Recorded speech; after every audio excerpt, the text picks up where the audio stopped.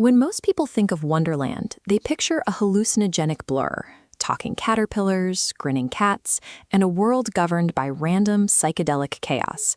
But Lewis Carroll, a mathematician and logician, built Wonderland as a strict, calculating puzzle meant to frustrate its main character at every turn. Look at the inciting incident. When Alice falls down the rabbit hole, she doesn't scream or panic. She calculates. Plummeting through the dark, she casually wonders how many miles she's fallen. She tries to determine if she's nearing the center of the Earth, 4,000 miles down, she guesses, and tests her knowledge of latitude and longitude. The true tension of the story kicks in when she hits the ground and realizes those rigid, earthly facts hold absolutely no weight here. Wonderland systematically dismantles the rules of reality, and it does so through three specific architectural breakdowns. The first target is the physical body. Alice discovers a cake labeled Eat Me and a bottle labeled Drink Me. Consuming them causes her body to violently fluctuate in size. One moment, her head strikes the ceiling. The next, she's 10 inches tall.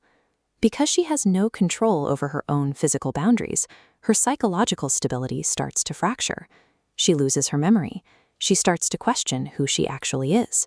Sitting in a pool of her own tears, she becomes terrified that she has been swapped with her classmate Mabel, a girl she considers remarkably unintelligent. She desperately needs a fixed identity to cling to. Later, a caterpillar hands her a mushroom. Nibble the right side, she grows. Nibble the left, she shrinks. Her physical form is entirely at the mercy of her environment. When you can't trust your own height from 1 minute to the next, the concept of self dissolves. To prove she is still Alice, she turns to the only other grounding force she knows, her academic education. Victorian education relied heavily on rote memorization. Children were taught that the world was built on absolute facts and strict repetition. Alice tries to test her sanity by reciting the lesson she learned in the classroom, but when she attempts her multiplication tables, 4 times 5 equals 12. When she tries geography, London becomes the capital of Paris. Even the language she uses to communicate begins to betray her. In Wonderland, words lose their fixed meanings. When a mouse offers a sad tale, Alice envisions a literal tale. The narrative bends to match an animal's shape. Later, the mock turtle explains his schooling. Instead of reading and writing, he learns reeling and writhing. Addition becomes uglification. The environment actively corrupts language. Stripped of reliable words and verifiable facts, Alice loses the last tool she had to make sense of her surroundings. With her physical self and her education dismantled, Alice looks to the adults of Wonderland for structure. She finds a mad tea party. The Hatter operates under his own severe logic. To him, time is not an abstract concept. Time is a literal him. And because the Hatter quarreled with time last March, the clock has been permanently stopped at 6 o'clock. This forces the characters into a perpetual tea time. They constantly rotate around the table, taking new seats because they literally have no time to wash the dishes. This breakdown of social order escalates when Alice meets the ultimate authority figure, the Queen of Hearts on her croquet ground.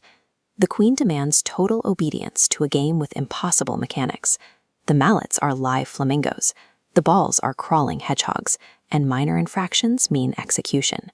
The adults in this world possess absolute authority, yet they wield it to enforce pure nonsense. The social hierarchy Alice expects to protect her is entirely broken. Wonderland is a funhouse mirror. It reflects the rigid, often absurd rules of Victorian society right back at itself. Alice is a proxy for any child trying to decode the baffling etiquette and arbitrary demands placed on them by the adult world. At the climax, the Queen orders Alice to leave a wildly unfair trial.